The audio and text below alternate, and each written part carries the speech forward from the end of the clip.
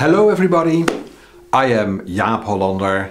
I am a psychologist from the Netherlands and this is the third movie in my series about advanced provocative techniques. In this movie I want to describe for you the goal pain enhancement technique. This is very fresh off the press. We just started developing this a few months ago after I had read an article by an economist about why people set goals. And this person had a whole a mathematical formulation of goal setting in which he demonstrated or proved mathematically even that a goal is will be more effective when it's more specific. Well, it wasn't even so much that struck me, but his idea of if you set a goal, if you think about it for yourself, if you set a goal for a future, for instance, from Monday on, I'm going to exercise more, or in my next meeting with this or that family member, I will be calm and harmonious. You know, set goals like that. Why do you do that? Why don't you just simply trust that you will start exercising on Monday? Why don't you simply trust that you will develop a harmonious relationship with this family member? Well, the reason is very simple. You don't trust your future self. You have to sort of fixate your future self to be able to expect that they will do what they are supposed to do. Because of course by that time the present will be the now, and in the now there's all kinds of other pressures and demands and maybe even seductions that you will go into rather than sticking to the goal. So basically the presuppositions under goal setting are a stern demand on your future self. Keep your future self in line. And then this economist, sorry I forgot his name, wrote about how if you make that demand more specific, it will work better, because that will describe to your future self what your future self will lose if it doesn't adhere to that goal. Okay, so that's basically the theory, and what we did with that in provocative coaching was to two things basically. On the one hand, to sort of stress this untrustworthiness of your future self, and on the other hand, sort of expand the losses you will suffer if you don't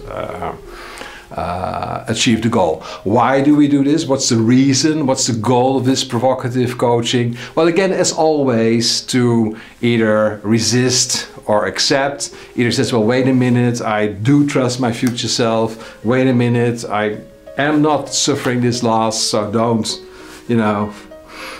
talk about this anymore. Or accept, well, yeah, that's it. You know, I either have this choice, either I do it and I win this, or I don't do it and I lose that. That's life. So, as usual, we are after either resistance or acceptance. So how does it work? So the client describes some goal. And basically, as a provocative therapist, you're saying, well, you are very, very, very wise to set that goal and set it as hard as you can, because your future self, that sneaky bastard, he's not going to listen to you. That future self, oh, it's all about, you know, having fun and doing things he likes at the moment. Oh, no, that's typically your future self. You can't expect your future self to do anything realistically constructive. You know, your future self is almost like you say a homeless person or an addicted person or a very weak personality. So you have to chastise your future self into obedience. So that's a very good idea. So you're really blowing up enormously, of course, this whole future self-distrust.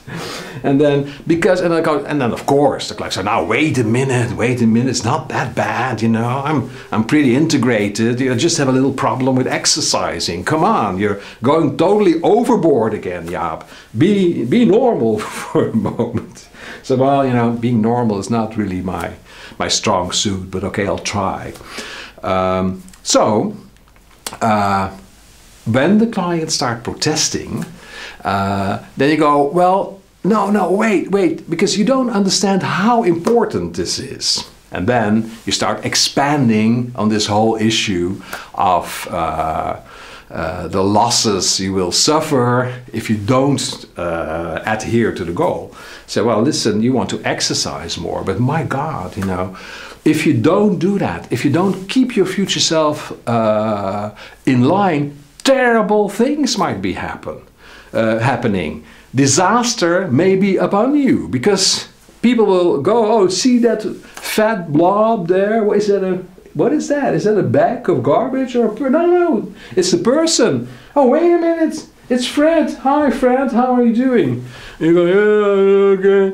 So, my God, you know, people go, Fred used to be athletic, you know, he used to run, he had a great future ahead of him. We often thought he might be mayor of the city, or he might be, you know, what is it, a famous author, or he might be something really, really important. And look at him now, poor sod, you know, he can hardly get up.